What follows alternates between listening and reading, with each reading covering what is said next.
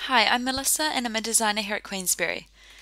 The map widget is perfect for contact pages and is really easy to set up. Here's an example here of what it looks like on a contact page. So after logging into Workspace, we go website and I'll open the contact page.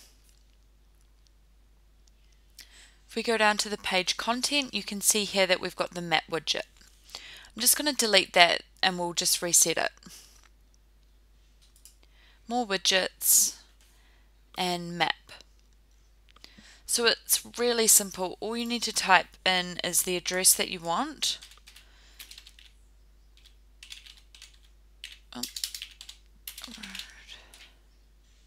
And it automatically just previews.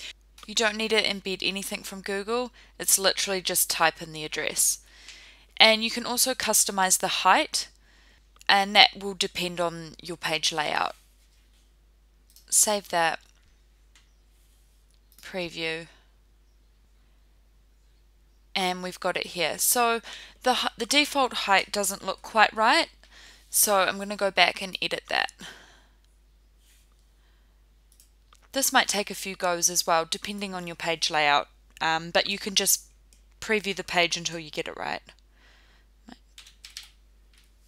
Try that height. Save.